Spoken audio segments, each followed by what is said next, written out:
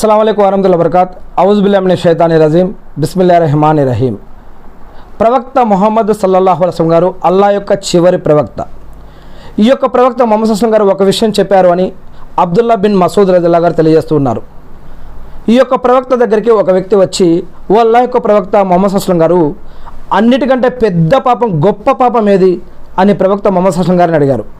అప్పుడు లా ఇలాహ ఇల్లల్లా అని చెప్పి, మరి ఈ యొక్క అల్లాహతో పాటు వేరితరులని, సృష్టికర్తను కాకుండా వేరితరులని ఆరాధించడం షిర్క్ చాలా పెద్ద పాపం అని చెప్పడం జరిగింది. ఇక దీని తర్వాత ఏది పెద్ద పాపం అని ప్రవక్త ముహమ్మద్ సల్లల్లాహు అలైహి వసల్లం గారిని ఆ యొక్క వ్యక్తి మళ్ళీ అడగడం జరిగింది. నీవు నీతో పాటు నీ యొక్క సంతానం తింటుందేమోనని వారిని చంపడం, ఇది కూడా మహాపాపం అని చెప్పడం జరిగింది. అంటే మరి ఈరోజు మనతో పాటు మన సంతానం కూడా దీనిని తింటుందేమో అనే భయంతోటో లేదా ఇంకేదైనా విషయంతోటో మనం చంపితే కనుక అది కూడా పెద్ద పాపంగా చెప్పడం జరిగింది. ఇక మూడో విషయం మళ్ళీ ఆ యొక్క వ్యక్తి అడుగుతాడు, దీని తర్వాత ఏది పెద్ద పాపం అని అడిగితే, నీ పొరుగువారి భార్యతో వ్యభిచారం చేయటం, నీ పొరుగువారి యొక్క భార్యతో వ్యభిచారం చేయటం, ఇది కూడా చాలా పెద్ద పాపం అని చెప్పడం జరిగింది. అంటే ఈ యొక్క విషయాలు ప్రవక్త ముహమ్మద్ సల్లల్లాహు అలైహి వసల్లం గారు చెప్పడమే కాకుండా ఖురాన్లో సూరా అల్ ఫుర్ఖాన్లోని 25వ అధ్యాయంలో 68వ వాక్యంలో కూడా ఈ యొక్క విషయాలు చెప్పడం జరిగింది. మొదటి పాపం ఏం చెప్పారు ప్రవక్త ముహమ్మద్ సల్లల్లాహు అలైహి వసల్లం గారు? షిర్క్ అంటే ఏమిటి? సృష్టికర్తతో పాటుగా ఆయన సృష్టించిన వేరే వాటిని, ఆ సృష్టిలో ఉన్న వాటిని కూడా ఆరాధించటాన్ని, ఆయనతో పాటు వేరే వాటిని ఆరాధించడాన్ని షిర్క్ అని అంటారు. ఈ షిర్క్ మహాపాపం, పెద్ద పాపం అని చెప్పడం జరిగింది ఖురాన్లో సూరా అల్ ఫుర్ఖాన్లో 25వ అధ్యాయం 68వ వాక్యంలో. రెండవ పాపం ఏమని చెప్పడం జరిగింది? దీంట్లో సంతానంని హత్య చేయటం. అంటే ఉదాహరణకి ఖురాన్లో అల్లాహ్ సుబ్హానహు వ తఆలా చెప్తున్నారు ఏమని, మేము పోషించలేమేమో అనే భయంతో మీరు సంతానాన్ని హత్య చేయవద్దు అని చెప్పడం జరిగింది. ఒకప్పటి కాలంలో ప్రవక్త ముహమ్మద్ సల్లల్లాహు అలైహి వసల్లం గారు ప్రవక్తగా ఎన్నుకోబడక ముందు అక్కడ ఒక కల్చర్ ఉండేది. అక్కడ అరబ్బుల్లో ఏంటంటే, వారు ఆడపిల్ల పుడితే అదే విధంగా గుంత తీసి గుంతలో పెట్టేసి గుంతను పాతి పెట్టేసేవారు. అలా మేము పోషించలేమేమో అనే భయంతోటో లేదా వేరే ఆడపిల్లలు పుట్టారనే భయంతోటో మీరు సంతానాన్ని హత్య చేయవద్దు అని చెప్పడం జరిగింది. మరి గాలిలో ఎగిరే పక్షులకి కానీ, నీటిలో ఉండే అనేక రకాల ప్రాణులకి కానీ, అడవుల్లో ఉండే అనేక రకాల జీవులకు కానీ, చెట్లల్లో, చేమల్లో, రాళ్ళల్లో, రాళ్ళపైన, చీకట్లో, వెలుతురులో, అగ్నిలో, అక్కడ ఇక్కడ ఉన్న అనేక రకాల ప్రాణులు రేపటి కోసం అవేవి దాచుకోవు. మానవుడైతే కనుక రేపటి కోసం ఏదో ఒకటి చేసుకుంటాడు, దాచుకుంటాడు. కానీ మిగతా అనేక రకాల ప్రాణులు రేపటి కోసం ఏవి దాచుకోకపోయినా వాటికి మేము జీవనోపాధిని వసుగుతూ ఉన్నాము. మరి మీరు కూడా పోషించలేమేమో అనే భయంతో మీరు సంతానాన్ని హత్య చేయవద్దు అని అల్లాహ్ సుబ్హానహు వ తఆలా ఖురాన్లో తెలియజేస్తూ ఉన్నారు. మరి ఎవరికి జీవనోపాధి ఎప్పుడు ఇవ్వాలి, ఎక్కడ ఇవ్వాలి, ఎలా పరీక్షించాలి, ఎందుకు ఇవ్వాలి, ఎందుకు ఇవ్వకూడదు, ప్రతిదీ కూడా దేవుడు ఒక తక్దీర్ ప్రకారం ఇస్తూ ఉంటాడు, నడిపిస్తూ ఉంటాడు అని, అనేక రకాల పరీక్షలకి గురి చేస్తూ ఉంటాడు అని ఖురాన్లో చెప్పడం జరిగింది. సంతానాన్ని పోషించలేమేమో అనే భయంతో మీరు ఇటువంటి అత్యాచారాలకి, ఆత్మహత్యలకి గురి కావద్దు అని చెప్పడం జరిగింది. మరియు అనేక మంది ఈనాడు ముస్లింలు అయి ఉండి కూడా ఖురాన్ మరియు హదీసులు చదువుతూ ఉండి కూడా అనేక మంది మంచి స్థానాల్లో ఉండి కూడా ఇస్లాంలో, ముస్లింల్లో మరి అనేక మంది అబార్షన్లు అనేవి చేపించుకుంటున్నారు. మరి ఈ యొక్క ఖురాన్ వాక్యం 25వ అధ్యాయం 68వ వాక్యం మరియు ఈ యొక్క ప్రవక్త ముహమ్మద్ సల్లల్లాహు అలైహి వసల్లం గారి యొక్క హదీస్ ఆధారంగా అబ్దుల్లా బిన్ మసూద్ రదియల్లాహు గారు తెలియజేస్తున్నటువంటి ఈ యొక్క హదీస్ బుఖారీ హదీస్ మరియు ముస్లిం హదీస్ గ్రంథం మరియు మిస్కాతుల్ మసబీలో 49వ హదీస్, ఈ యొక్క హదీస్ ఆధారంగా ఎవరైతే అబార్షన్ చేపిస్తున్నారో ఇది ఎంతవరకు సరైనది ఎవరికి వారు ప్రశ్నించుకోవాలి. అల్లాహ్ పట్ల భయం, భక్తి, గౌరవం, మర్యాదతోటి మరి ఎవరైనా సరే మరి ఖురాన్ మరియు హదీస్ వాక్యాలు మన దగ్గరికి వచ్చిన తర్వాత మరి వాటిని ఎలా పరిశీలించాలి, ఎలా ఆలోచించాలి, ఎలా అమలు చేయాలనే విషయం గుర్తుపెట్టుకోవాలి. ఇంకొక విషయం అల్లాహ్ సుబ్హానహు వ తఆలా ఖురాన్లో తెలియజేస్తున్నారు, మీరు భయపడి పెళ్లి చేసుకోకుండా ఆగిపోవద్దు, మీరు పెళ్లి చేసుకోండి ఒక వయసు రాగానే అని చెప్పడం జరుగుతుంది. ఇంకా అల్లాహ్ సుబ్హానహు వ తఆలా ఖురాన్లో ఒక వాక్యం చెప్తూ ఉన్నారు, మీలో ఎవరికైతే పెళ్లి కాలేదో మీ ఇరుగువారు పక్కవారు, స్నేహితుల్లో ఉన్నవారు, బంధువుల్లో ఉన్నవారు, దగ్గరగా ఉన్నా సరే దూరంగా ఉన్నా సరే ఎవరికైతే మీకు తెలిసిన వాళ్ళల్లో పెళ్లి కాలేదో వారికి మీరు పెండ్లి చేయండి అని చెప్పడం జరిగింది. ఈ యొక్క ఆజ్ఞ అల్లా ఇస్తూ ఉన్నాడు. మనం జకాత్ అని చెప్పి, సదకా ఖైరాతులు అని చెప్పి, దాన ధర్మాలు అని చెప్పి ఎవరెవరికో చేస్తూ ఉన్నాం, ఎక్కడెక్కడో చేస్తూ ఉన్నాం. కానీ అల్లా ఇస్తున్నటువంటి ఆజ్ఞ ఏమిటి? మీలో, మీ దగ్గరలో, మీ చుట్టుపక్కల ఉన్న వారికి ఎతికి వారికి పెళ్లి కాకపోతే పెళ్లి చెయ్యండి అని అల్లాహ్ సుబ్హానహు వ తఆలా చెప్తూ ఉన్నారు. మరి కొంతమంది కొంత భయంతో ఉన్నారు. అయ్యో ఇప్పుడు పెళ్లి చేసుకుంటే నేను ఎలా పోషించాలి, ఎలా సంపాదించాలి, ఎలా మేమిద్దరం సఫర్ అవ్వగలుగుతాము అని అనేక రకాల భయంతో ఉన్నారు. అటువంటి వారికి ఎవరికైతే దేవుడు సంపద మరియు సంపాదన ఇచ్చాడో వీరు అటువంటి వారిని ఎతికి వారిని ఆదుకోవాలి. అటువంటి వ్యక్తులకి సపోర్ట్ ఇవ్వాలి, భరోసా ఇవ్వాలి. వారికి ఆర్థికంగా మరియు ధైర్యంగా వారికి వెంట నిలబడాలి. మరియు వారికి సహాయ సహకారాలు అందించి వారిని ఒక సెట్ చేయడం కోసం ప్రయత్నించాలి. ఖురాన్ ఆయత ప్రకారంగా నేను ఇక్కడ చెప్పడం జరుగుతూ ఉంది. మరి ఎలా కొంతమంది వాళ్ళ మైండ్ సెట్లో ఉంటుంది ఏమని, నేను ఒక జాబ్ వచ్చినాక పెళ్లి చేసుకుంటా, లేదా కొంచెం సంపాదించిన తర్వాత నేను పెళ్లి చేసుకుంటా, లేకపోతే మరి మా అమ్మాయి ఇంకా చదువుతుంది, మా అబ్బాయి ఇంకా చదువుతున్నాడు, ఇలా అనేక విషయాలు చెప్తూ ఉంటారు. కానీ అల్లాహ్ సుబ్హానహు వ తఆలా ఏం చెప్తున్నారు? మీరు ఒక వయసు రాగానే, పెండ్లి వయసు రాగానే పెండ్లి చేయడం మంచిదని చెప్పడం జరుగుతుంది. ఆ వయసు రాగానే మరి దేవుడు దైవ గ్రంథం ప్రకారం ప్రవక్త ముహమ్మద్ సల్లల్లాహు అలైహి వసల్లం ద్వారా సూచించిన పద్ధతుల్లో కనుక మనం నడిస్తే కనుక మరి అల్లాహ్ పట్ల భయం, భక్తి, గౌరవ మర్యాదతో కనుక మనం నడిస్తే మనం అల్హమ్దులిల్లాహ్ మంచిగా జీవించే అవకాశం ఉంది. మన సొంత నిర్ణయాలు తీసుకొని మనకొచ్చిన ఆలోచన కరెక్ట్ అనుకొని మనం జీవిస్తే అనేక రకాల ఇబ్బందులు ఎదుర్కొనేటటువంటి అవకాశం ఉంటుంది. దేవుడు ఆధ్యాత్మికంగా మనల్ని పుట్టించాక ఉట్టికి వదిలేయలేదు, మనకి ఆజ్ఞలు ఇచ్చాడు, జీవన పద్ధతులు, ఆరాధన పద్ధతులు తెలియజేశాడు, గ్రంథం ద్వారాను ప్రవక్తల ద్వారా కూడా తెలియజేశాడు. మనలో ఎవరికైనా ఒక వయసు రాగానే మీరు ఎలా పెళ్లి చేసుకోవాలి అనే ఒక పద్ధతులు కూడా తెలియజేశాడు. ఒకసారి ఒక విషయం గమనించండి. మొట్టమొదటి మనిషి అయినటువంటి మొట్టమొదటి మానవుడైనటువంటి ఆదాం అలైహిస్సలాం గారి యొక్క అవ్వా మరియు ఆదాం అలైహిస్సలాం గారి యొక్క కుమారులు అయ్యూము, కాబేలు, వారిలో ఒకరు మరణిస్తే ఇంకొకరి శరీరాన్ని ఎలా పూడ్చిపెట్టాలో కూడా వారికి తెలియదు. అప్పుడు రెండు కాకులు కొట్లాడుకొని ఆ రెండు కాకుల్లో ఒక కాకి చనిపోతే ఇంకొక కాకి గుంత తీసి ఆ యొక్క గుంతలో ఈ యొక్క కాకిని పెట్టి మరియు ఆ గుంతని మూసి దఫన్ చేస్తుంది. అంటే ఇలా ఒక అంత్యక్రియలు చేస్తుంది. ఇలా అల్లాహ్ సుబ్హానహు వ తఆలా ఈ మధ్య మనం న్యూస్లో కూడా చూసుంటాం. ఒక విషయం మీరు కూడా చూసే ఉంటారు. ఒక పక్షి కరెంటు వైరుకు తగిలి కింద పడిపోతుంది. అప్పుడు ఇంకొక పక్షి వచ్చి దాని నోట్లో నోరు పెట్టి గాలి ఊదటం, పైకి ఎగిరి మళ్ళీ దాని యొక్క చెస్ట్ మీద గుద్దటం, మళ్ళీ ఎగిరి మళ్ళీ దాని చెస్ట్ మీద గుద్దటం, మళ్ళీ నోట్లో నోరు పెట్టి గాలి ఊదటం, ఇలా సిపిఆర్ చేసింది ఆ యొక్క పక్షి. దాని తర్వాత కొంచెం సేపటికి ఆ కరెంట్ షాట్ తగిలి కింద పడిపోయిన ఆ యొక్క పక్షి కూడా లేచి అల్హమ్దులిల్లాహ్ ఎగిరిపోవటం మనం ఈ మధ్య సోషల్ మీడియాలో ఆ యొక్క వీడియో కూడా వైరల్ అయ్యింది. మరి చూడండి, అనేక రకాల పద్ధతుల ద్వారా దేవుడు మనకి జీవన పద్ధతులు, ఆరాధన పద్ధతులు తెలియజేస్తున్నాడు. మరి మనకి ఈ యొక్క పెండ్లి అనే పద్ధతి కూడా దేవుడు నేర్పి ఉన్నాడు. మరి మనం భయంతో పెళ్లి చేసుకోకుండా ఆగిపోకూడదు, పెళ్లి చేసుకోవాలి. చదువు కారణమో, సంపద కారణమో, సంపాదన కారణమో, లేకపోతే ఇంకేదైనా సెటిల్మెంట్ కారణాలతో ఆపుకుంటే కనుక అనేక రకాల సిచ్యువేషన్లు ఈనాడు సమాజంలో మనం చూస్తూ ఉన్నాం. వీళ్ళు వాళ్ళతో వెళ్ళిపోయారని, వాళ్ళు వీరితో వెళ్ళిపోయారని, మేము ఒకటి అనుకుంటే ఇంకొకటి జరిగిందని, అమ్మాయి ఎవరితో వెళ్ళిపోయిందని, అబ్బాయి ఎవరితో వెళ్ళిపోయిందని, లేకపోతే ఇంకేమేమో జరిగాయని, ఏదో అనుకుంటే ఏదో జరిగింది, మేమేదో ఆలోచిస్తుంటే ఇంకోటి ఏదో జరిగిందని, మేము ఇంత కష్టపడి చదివిపిస్తే చివరికి ఇంకొక విషయం జరిగింది, మేము ఇంత కష్టపడి వీళ్ళకి ఈ విధంగా సెటిల్ చేస్తే ఇంకొక విధంగా జరిగిపోయింది. అనేక రకాల ఆలోచనలు ఈనాడు మనం వార్తల్లో మరియు మీడియాలో, సమాజంలో అనేక విషయాలు మనం చూస్తూ ఉన్నాం. అందుకే ఆధ్యాత్మికంగా కనుక ముందుకు వెళ్తే అనేక విషయాల్లో మనకి లాభం ఉంటుంది. అంతేకాకుండా సంపాదించలేమేమో, పోషించలేమేమో, అయ్యో ఆడపిల్ల పుడితే ఎలా, లేదా ఇప్పుడే పిల్లలు పుడితే ఎలా అని భయపడి కొంతమంది సంతానం ఇప్పుడు వద్దనుకొని మరి అనేక రకాల ప్రయోగాలు, అనేక రకాల పద్ధతులు పాటిస్తూ ఉంటారు. అల్లాహ్ సుబ్హానహు వ తఆలా ఏం చెప్తున్నారు?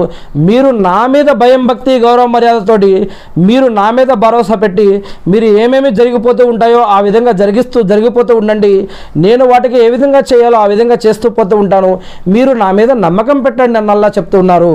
ఎందుకంటే నమ్మకం ఎలాంటి విషయం అంటే ఇబ్లీస్, లూసిఫర్ అంటే జిన్ను వర్గానికి సంబంధించినటువంటి ఇబ్లీస్ని సజ్దా చేయమని ఆదాం అలైహిస్సలాం గారికి చేయనన్నప్పుడు అప్పుడు దైవదూతల మరియు ఈ యొక్క జిన్నుల విషయం ఏం జరిగిందో మనందరికీ కూడా తెలుసు.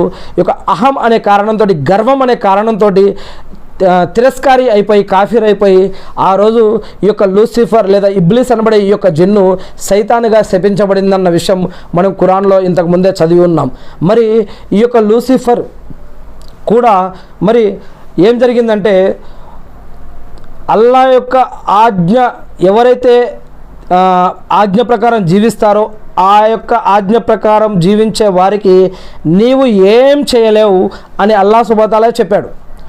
ఎవరైతే నా యొక్క ఆజ్ఞల ప్రకారం జీవిస్తారో, నన్నే నమ్ముకుంటారో, నా పట్ల భయం, భక్తి, గౌరవం, మర్యాదతోటి దృఢమైన విశ్వాసంతో ఎవరైతే జీవిస్తారో వారికి నీవు ఏం చేయలేవని అల్లాహ్ సుబ్హానహు వ తఆలా చెప్తున్నారు. అందుకోసమే నేను ఈ యొక్క ఇబ్లీస్ వాక్యాన్ని ఇక్కడ గుర్తు చేస్తున్నారు. దృఢమైన విశ్వాసంతో ఏదైనా ఒక పని కనుక మనం అల్లాహ్ పట్ల విశ్వాసంతో అది ఒక మంచి పద్ధతి అయితే కనుక ఆ పద్ధతి కోసం అల్లాహ్ మీద నమ్మకంతో ముందుకు వెళ్తే మనకి అనేక రకాల దారులను అల్లాహ్ సుబ్హానహు వ తఆలా మనకి ఏర్పాటు చేస్తాడు. అనేక రకాల ఏర్పాట్లను మనకు సులభతరం చేస్తాడు. అల్హమ్దులిల్లా. అదే చెడు పని అయితే కనుక అనేక రకాల ఆటంకాలు కలుగుతుంటాయి. అదే మంచి పని అయితే కనుక దాని ద్వారా మనకి మంచి జరగాలని ఉంటే అల్లాహ్ సుబ్హానహు వ తఆలా ఆ యొక్క దారిని మనకు సులభతరం చేస్తాడు అని చెప్పడం జరుగుతుంది. మరియు ఇస్తఖారా నమాజ్ అంటే మీరు ఒకవేళ పెళ్లి చేసుకోవాలి అని అనుకున్నా, వ్యాపారం చేసుకోవాలనుకున్నా, జాబ్ చేసుకోవాలనుకున్నా, ఇంకేదైనా చదవాలనుకున్నా మీరు 2 రకాల ఇస్తఖారా నమాజ్ చదువుకోండి.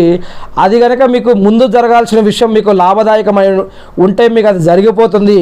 దానివల్ల మీకు ఫ్యూచర్లో కనుక నష్టం ఉంటే దాని నుంచి మీకు ఏదో ఒక విధంగా అల్లాహ్ మిమ్మల్ని ఆపుతాడు. అందుకే మీరు ఏదైనా చేయాలనుకుంటే కనుక 2 రకాల ఇస్తఖారా నమాజ్ చేయడం కూడా మంచిదని ఇలాంటి అనేక రకాల పద్ధతులు ఇస్లాంలో చెప్పబడ్డాయి. మరి ఈ విధంగా అల్లాహ్ పట్ల భయం, భక్తి, గౌరవం, మర్యాదతోటి ఆధ్యాత్మికంగా కనుక ముందుకు వెళ్ళాలి. అబార్షన్లు, మరియు సంతానాన్ని చంపుకోవటం లేదా ఇప్పుడు మనకి పిల్లలు వద్దు అని ఆపుకోవటం ఇటువంటివి ఎంతవరకు ఇస్లాం పద్ధతి ప్రకారం కరెక్టో ఎవరికి వారు ఖురాన్ మరియు హదీసులు చదివి ఆలోచించుకోవాలి. ఏది ఏమైతేనేమి ఇక్కడ 3 విషయాలు చెప్పబడ్డాయి ఈ యొక్క హదీసులో. ఒకటి షిర్క్ మహాపాపం అని. షిర్క్ అంటే ఏమిటో లా ఇలాహ ఇల్లల్లా, దీనికి వ్యతిరేకంగా కనుక చేస్తే అది షిర్క్ అవుతుంది. అసలు లా ఇలాహ ఇల్లల్లా అంటే ఏమిటి, ముహమ్మద్ రసూలుల్లాహ్ అంటే ఏమిటి? ఎంతమంది ముస్లింలకి లా ఇలాహ ఇల్లల్లా అనేది తెలుసు? నిజంగా లా ఇలాహ ఇల్లల్లా అనే వాక్యం నిజంగా తెలిస్తే ఒక ముస్లింకి నిజంగా లా ఇలాహ ఇల్లల్లా అనే విషయం ఒక ముస్లింకి నిజంగా తెలిస్తే ఈరోజు దర్గాల ఆరాధన ఉంటుందా? ఈరోజు బాబాల ఆరాధన ఉంటుందా? ఈరోజు తావీజుల ఆరాధన ఉంటుందా? ఈరోజు అనేక రకాల షిర్క్ మరియు బిదాత్ కార్యక్రమాలు జరుగుతున్నాయి కదా. ఇటువంటివి నిజంగా లా ఇలాహ ఇల్లల్లా అనే విషయం కనుక నిజంగా తెలిస్తే 124,000 మందికి పైగా ప్రవక్తలు ఇస్లాంలో వచ్చారని మనం ఇంతకు చెప్పుకుంటూ ఉంటామే ఇస్లామిక్ చరిత్రలో. అటువంటి ప్రతి ప్రవక్త కూడా లా ఇలాహ ఇల్లల్లా గురించి చెప్పడానికే వచ్చారు. అందుకే ఎన్నుకోబడ్డారు. ప్రవక్తలంతా కూడా మానవులే, వాళ్ళు దేవుళ్ళు కాదు, దేవుడితో సమానం కాదు, దేవుడు లాంటి వాళ్ళు కూడా కాదు ప్రవక్తలు. వారు ఎన్ని అద్భుతాలు చేసినా, వారు ఎన్ని గ్రంథాలు వారి ద్వారా రాబడ్డా కూడా వారు కూడా మానవులే, మానవులు లాంటి వారే. వారు అల్లా యొక్క భక్తులు. అల్లా వారిని ప్రవక్తగా ఎన్నుకున్నాడు.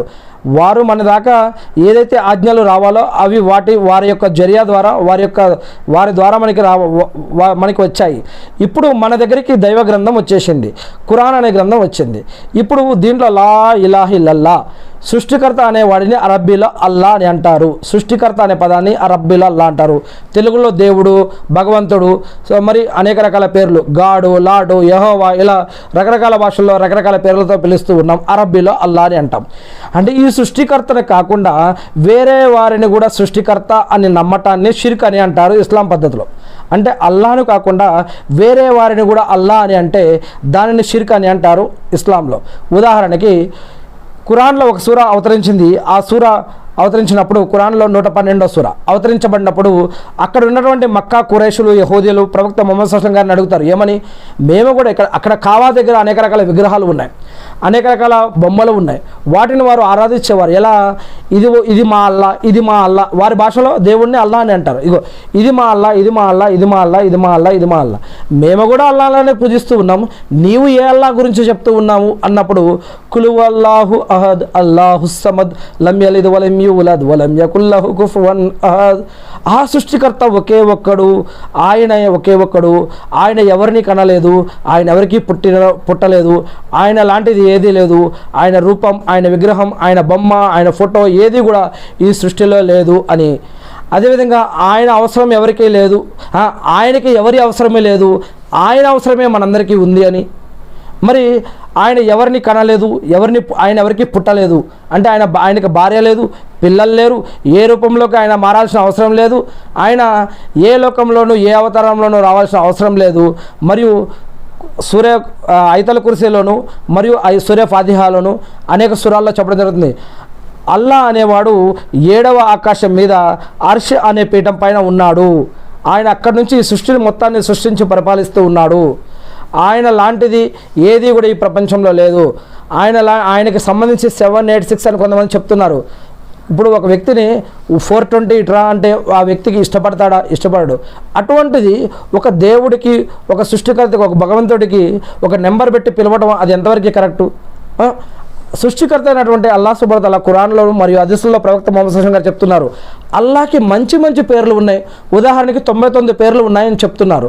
మీరు అల్లాహ్ యొక్క మంచి మంచి పేర్ల ద్వారా అల్లాహ్ని స్తుతించండి, ప్రవక్త ముహమ్మద్ సల్లల్లాహు అలైహి వసల్లం గారి పైన దరూద్ పంపించండి, మీ పాపాల క్షమాపణ కోసం క్షమాపణ అడగండి, ఇక మీరు ఏం కావాలో కోరుకోండి, మీ ఇరుగు పొరుగు వారికి కూడా ఏం కావాలో కోరుకోండి. ఇది ఒక ప్రార్థన పద్ధతి మనకు నేర్పించడం జరిగింది. దీంట్లో అల్లాహ్ యొక్క మంచి మంచి పేర్లతోటి అల్లాహ్ని పిలిచి అల్లాహ్ని పొగిడి అదే ప్రవక్త ముహమ్మద్ సల్లల్లాహు అలైహి వసల్లం గారి పైన దరూద్ పంపించి దాని తర్వాత మనకి ఏం కావాలో కోరుకోమని, మన ఇరుగు పొరుగు వారికి కూడా ఏం కావాలో కోరుకోమని ఒక పద్ధతి నేర్పించడం జరిగింది.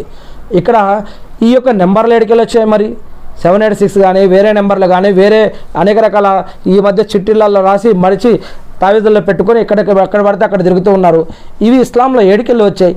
మరి ఖురాన్ సిఫా అని చెప్పడం జరిగింది. ఖురాన్ చదవటం, ఖురాన్ వినటం, ఖురాన్ ప్రకారం జీవించడం, నమాజులో ఖురాన్ చదవటం, నమాజులో కలిసి చదవటం, ఇవన్నీ కూడా సిఫా అని చెప్పడం జరిగింది. అంటే ఇవన్నీ కూడా స్వస్థత మార్గాలు, స్వస్థత కార్యాలు. ఎలా?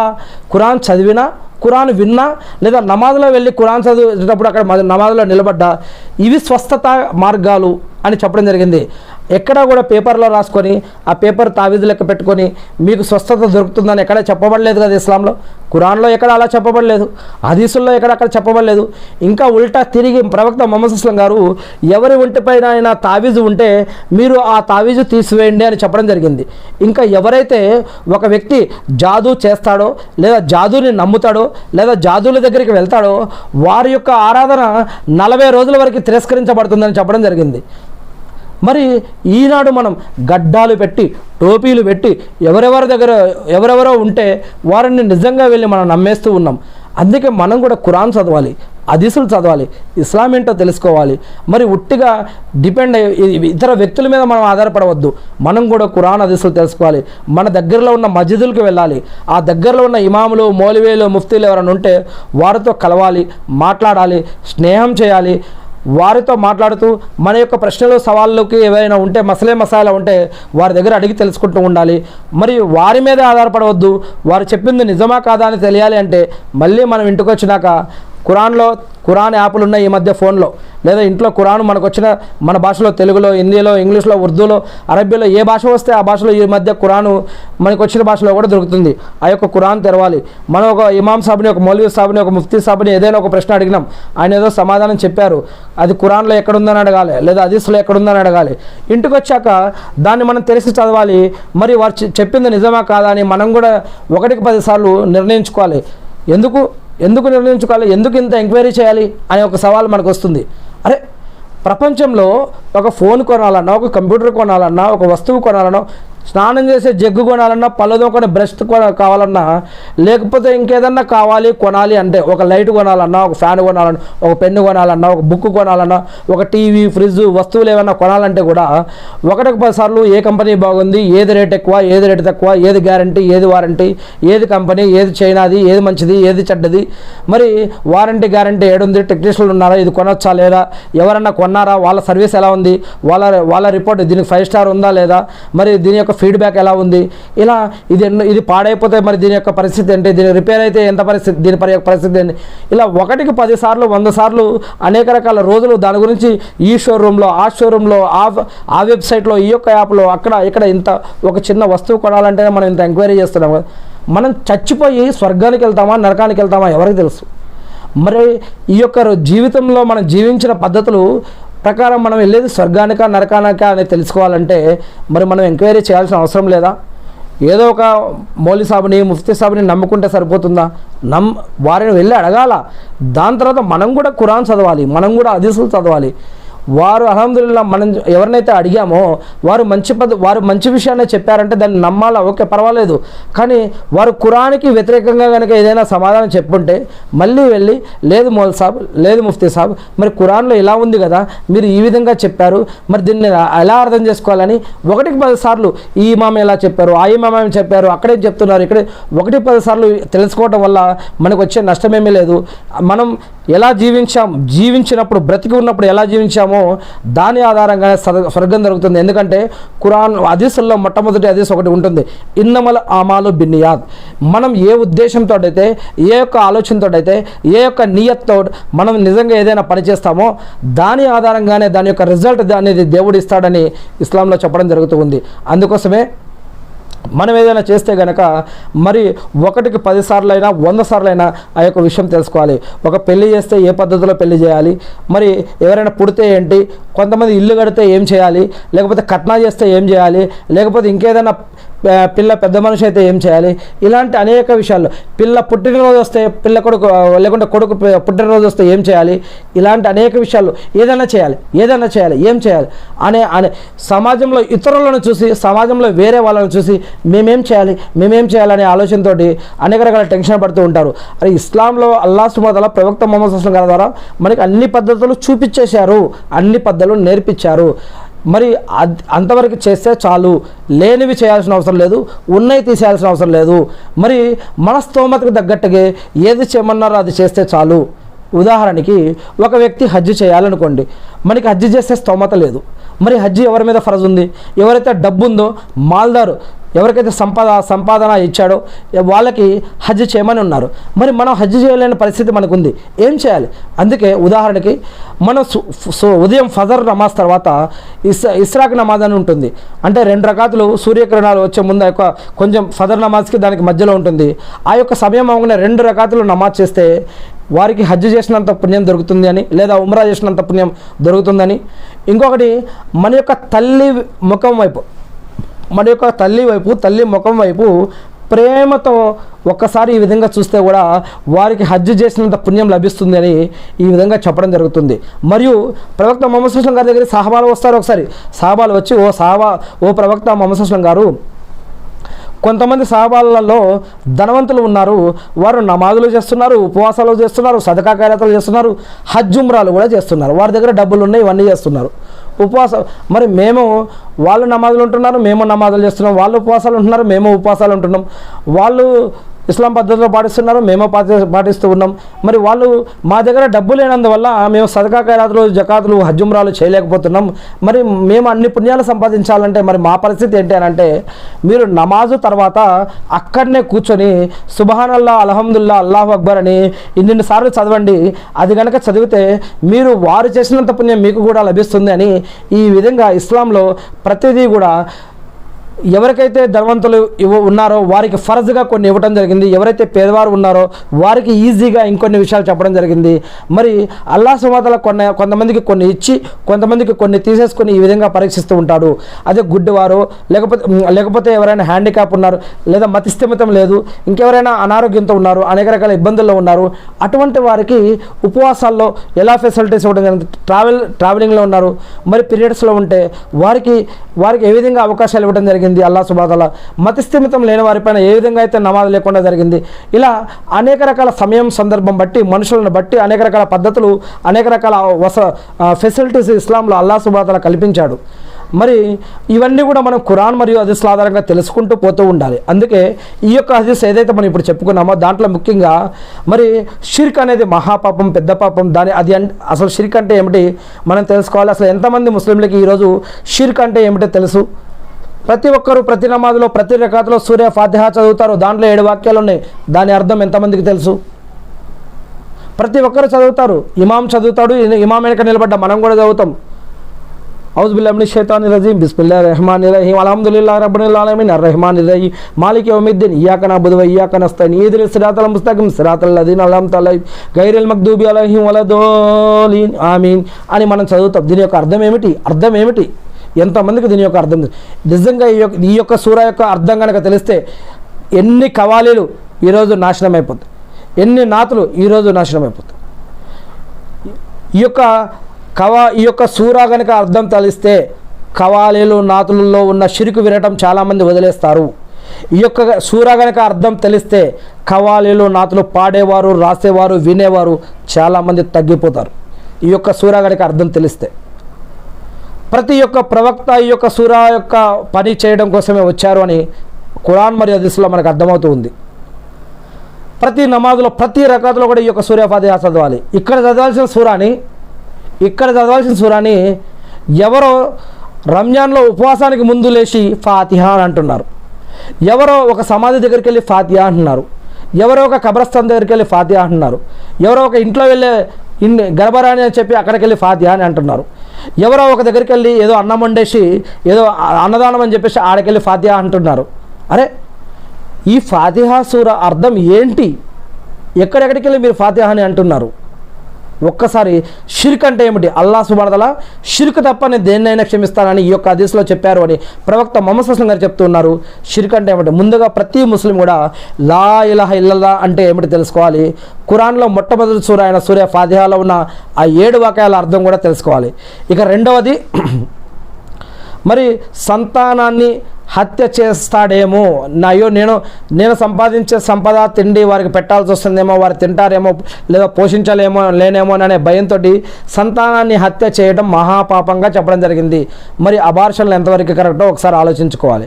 ఇక మూడవది పొరుగువాడి భార్యతో వ్యభిచారం చేయడం మహాపాపం అని చెప్పబడింది. పొరుగువాడి భార్య, అన్న తమ్ముడు భార్య మీద కానీ, తమ్ముడు అన్న భార్య మీద కానీ గలత్గా చూపుతో చూసినా కూడా తప్పే, పాపమే అది.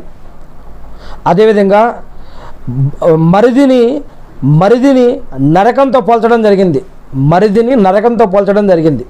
అంటే అంత సఖ్త్ పరదా పాటించాలి, లేదా ఆ విధంగా వారి దగ్గర కఠినంగా మాట్లాడాలి, లేదా వారితో దూరంగానైనా ఉండాలి. భర్త లేనప్పుడు ఇతరులని అసలు ఇంట్లోకి కూడా రానియొద్దు. మరియు వారి యొక్క కంఠస్వరం ఎలా ఉండాలి, దుస్తులు ఎలా ఉండాలి, బట్టలు ఎలా ఉండాలి, ఎలా మాట్లాడాలి, మరి ఈ ప్రతి విషయం కూడా ఇస్లాంలో ఖురాన్ మరియు హదీస్లో నేర్పడం జరిగింది. ఇంకా ఇతర మగవాళ్ళ దగ్గర ఏ స్వరంతో మాట్లాడాలి, ఎలా నడవాలి, ఎలా మాట్లాడాలి, ఒక స్త్రీ బయటకు వెళ్తే ఏం పాటించాలి, మెహర్ అని జరిగింది. అంటే పెళ్ళికి మగవాడు ఆడవారికి ఇచ్చే మెహర్ కాదు, ఇక్కడ మెహరం అని చెప్పడం జరిగింది. అంటే ఒక స్త్రీ బయటికి వెళ్ళాలంటే మెహరం అనేది ఖచ్చితంగా ఉండాలి. మెహరం లేకుండా ఒక స్త్రీ బయటకు వెళ్తే మరియు ఆ యొక్క సమాజంలో చాలా చెడు విషయాలు జరుగుతాయని చెప్పడం జరిగింది. అసలు ఈ మెహరం అనే విషయం ముస్లింల్లో ఎంతమందికి తెలుసో మరి నాకైతే తెలియదు. మరి ఈ మెహరంతో ఎంతమందికి బయటకు వెళ్తున్నారు కూడా అల్లాహ్ వలం, అది అల్లాహకే తెలుసు. మరి ఈరోజు ఒక స్త్రీ బయటకు వెళ్తే మరి ఏ పద్ధతుల్లో ఎక్కడ ఎలా ఉంటుందో ఒక ఇస్లాం పద్ధతిలో మరి ఆ విషయం ఆ యొక్క స్త్రీకే తెలుసు, అల్లాహ్కి మాత్రమే తెలుసు. మరి ఇక్కడ ఒక ఇతరుల యొక్క భార్యతో వ్యభిచారం చేయడం మహాపాపంగా చెప్పడం జరిగింది. అంటే మనం ఒకసారి రోడ్డు మీదకి వెళ్ళినా, ఒక చుట్టాలింటికి వెళ్ళినా, ఒక ఫంక్షన్కి వెళ్ళినా, బంధువుల దగ్గరికి వెళ్ళినా, స్నేహితుల దగ్గరికి వెళ్ళినా మన యొక్క కంటి చూపుతో వారిని ఒకసారి చూస్తే మన చూపు, రెండవసారి చూస్తే అది సైతాన్ చూపు అని చెప్పడం జరిగింది. అందుకే మన చూపుని ఎలా పెట్టుకోవాలి, నడకను ఎలా పెట్టుకోవాలి, ఎలా వస్త్రాలు వేసుకోవాలి, శరీర భాగాలను ఎలా కాపాడుకోవాలి అని చెప్పండి. శరీరం బాడీలు పెంచేసి ఇష్టం వచ్చినట్టు బిల్డర్ లెక్క తిరుగుతా, లేదా బాడీ చూపించుకుంటా వేరే వాళ్ళని పటాయించాలి, లేదా వేరే వాళ్ళ నయంక చూడాలి అని వేరే వాళ్ళని నేను వాళ్ళని కానీ వాళ్ళు నన్ను కానీ అట్రాక్ట్ చేయాలనే ఆలోచనలతోటి ఇటువంటి మైండ్ సెట్తో తిరగటం చాలా పాపపు కార్యంగా ఇస్లాం చెప్తూ ఉంది. మనకి పెళ్ళి ఈడు రాగానే ఏ ఉద్దేశంతో అయితే పెళ్లి చేసుకోవాలో ఆ ఉద్దేశాల గురించి చెప్పడం జరిగింది. ఆ ఉద్దేశం ప్రకారమే మీరు పెళ్లి చేసుకోవడం కోసం ప్రయత్నించండి అని చెప్పడం జరిగింది. అంతేకాకుండా ఇతరుల యొక్క భార్యను కానీ ఇతరుల యొక్క భర్తను కానీ ఆశించడం అది ఎంత పాపమో ఈ యొక్క మూడు పెద్ద పాపాలలో మూడవ పాపంగా ఈ యొక్క పాపాన్ని చెప్పడం జరిగింది. ఏది ఏమైతేనేమి నేను సృష్టికర్త అయిన అల్లాని ప్రార్థిస్తూ ఉన్నాను. అల్లా, మీరు ప్రవక్త మొహమ్మద్ సల్లల్లాహు అలైహి వసల్లం గారి ద్వారా మాకు ఏవైతే ఖురాన్ మరియు హదీసులు తెలియజేశారో వాటి ప్రకారం మేము జీవిస్తూ మిమ్మల్ని ఆరాధిస్తూ తెలియని ఇతర మా సోదరులకు కూడా తెలిపే భాగ్యాన్ని మాకు ప్రసాదించడం వల్ల ఆమీన్. అల్లా, ఇబ్రాహీం అలైహిస్సలాం గారిపైన ఆయన కుటుంబ సభ్యులపైన ఆయన ఉమ్మతపైన శాంతి సేవకాలు కురిపించిన విధంగా అల్లా ప్రవక్త మొహమ్మద్ సల్లల్లాహు అలైహి వసల్లం గారిపైన ఆయన కుటుంబ సభ్యులపైన ఆయన ఉమ్మతపైన శాంతి సేవకాలు కురిపించి మకామే ముహమ్మద్ ప్రవక్త గారిని వారసును చేసి అంతిమ దినం రోజు వసలతా స్థానాన్ని ప్రవక్త మొహమ్మద్ సల్లల్లాహు అలైహి వసల్లం గారికి ప్రసాదించడం వల్ల ఆమీన్. అల్లా, మీరు ఏవైతే బాధ్యతలు మాపైన పెట్టారో వాటిని నెరవేర్చడం కోసం కావాల్సిన ఉపాధిని, బరకత్ని, రక్షణని, సహాయాన్ని మాకు ప్రసాదించండి వల్ల ఆమీన్.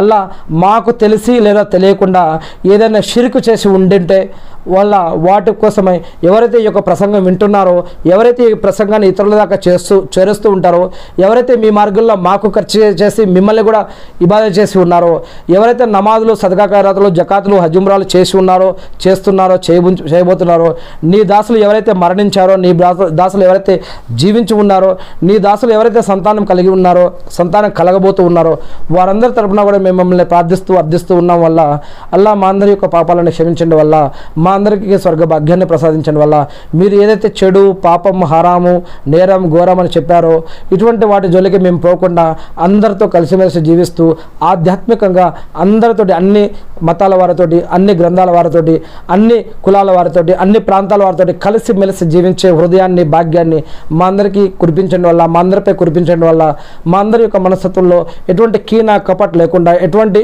కుళ్ళు కుతంత్రాలు లేకుండా అందరితో కలిసిమెలిసి జీవించే భాగ్యాన్ని మాకు ప్రసాదించడం వల్ల, మా యొక్క కంటిని, మా యొక్క నోటిని, మా యొక్క మరి కాళ్ళ మధ్యలో ఉన్న భాగాలని, ప్రతి హృదయాన్ని, మైండ్ని అన్నీ కూడా మీ యొక్క కంట్రోల్లో ఉంచి మమ్మల్ని నడిపించడం వల్ల అల్లా సైతాన్ నుంచి, జిన్నాతుల నుంచి, ప్రాణం పోయేటప్పుడు బాధ నుంచి, నరక యాత్ర నుంచి, షిర్కు నుంచి, బిదాత్ నుంచి, హరాం నుంచి, నేరాల నుంచి, గురాల నుంచి, అదేవిధంగా వల్ల అంటు రోగాల నుంచి, వడ్డీ నుంచి అల్లా మరియు బంధుత్వ తెగదెంపుల నుంచి, స్నేహాల తెగదెంపుల నుంచి, ప్రతి దాని నుంచి కూడా మేమందరం కూడా మీ యొక్క రక్షణని, మీ యొక్క సహాయాన్ని వేడుకుంటూ ఉన్నాం వల్ల అల్లా సైతానుల నుంచి, జిన్నాతుల నుంచి, ప్రాణంపేట బాధ నుంచి, అల్లా ప్రళయదినం రోజు ఉన్నటువంటి ఇబ్బందుల నుంచి, నరకయాత్ర నుంచి మమ్మల్ని రక్షించడం వల్ల ఎవరైతే ప్రార్థించమన్నారో, ప్రార్థనలో గుర్తుపెట్టుకోమన్నారో వారందరి తరఫున కూడా మేము మిమ్మల్ని ప్రార్థిస్తూ ఉన్నాం వల్ల, కరుణామయుడు అయిన వల్ల, పరిశుద్ధుడు అయిన వల్ల, మమ్మల్ని సృష్టించి నడిపిస్తున్నటువంటి వల్ల, మమ్మల్ని ఈ క్షణం ప్రతి క్షణం కూడా చూస్తూ ఉన్నటువంటి వల్ల, మాకు కావాల్సిన ప్రతిదీ ఏర్పాటు చేస్తున్నటువంటి వల్ల, మాకు నీళ్లు, గాలి, ఆహారము, ఆరోగ్యము ప్రతిదీ కూడా ప్రసాదిస్తూ అనుక్షణం మమ్మల్ని రక్షిస్తూ ఉన్నటువంటి వల్ల అల్లా మేము మిమ్మల్ని అర్థిస్తున్నాం వల్ల అల్లా మీ ప్రవక్తలని, దూతలని, గ్రంథాలని, అంతిమ దినాన్ని, అల్లా తక్దీర్ని, విధివ్రాతని మేము నమ్ముతూ ఉన్నాం వల్ల, విశ్వసిస్తూ ఉన్నాం వల్ల, అషహదు అన్న లా ఇలాహు ఇల్లల్లాహు వా అషహదు అన్న ముహమ్మదన్ అబ్దుహు వా రసూలుహు. అల్లా మా అందరి యొక్క పాపాలను క్షమించండి వల్ల, మా ప్రార్థనను స్వీకరించండి వల్ల, మొహమ్మద్ సుల్తాన్ గారి పైన శాంతి సేవకులు కురిపించండి వల్ల అల్లా మా పైన, మా కుటుంబ సభ్యులపైన, మీ యొక్క దాసులందరిపైన మీ యొక్క శాంతి సేవకులు కురిపించడం వల్ల అల్లా మా యొక్క నమాజులు, ఉపవాసాలు, సదకా ఖైరాతులు, జకాతులు, హజ్జుమ్రాలు స్వీకరించడం వల్ల అల్లా ఎవరైతే ఇవన్నీ చేశారో, చేస్తున్నారో, చేయబోతున్నారో వాటిని కూడా స్వీకరించండి వల్ల అల్లాహు అక్బర్. అల్లా మీ యొక్క ప్రవక్తలపైన, ప్రవక్తల యొక్క సహబాలపైన కూడా శాంతి సేవకాలు కురిపించడం వల్ల ఆమీన్. అల్లాహు అక్బర్, అల్హమ్దులిల్లాహ్, సుబ్హానల్లాహ్, అల్లాహు అక్బర్, అషహదు అన్న లా ఇలాహు ఇల్లల్లాహు వా అషహదు అన్న ముహమ్మదన్ అబ్దుహు వా రసూలుహు.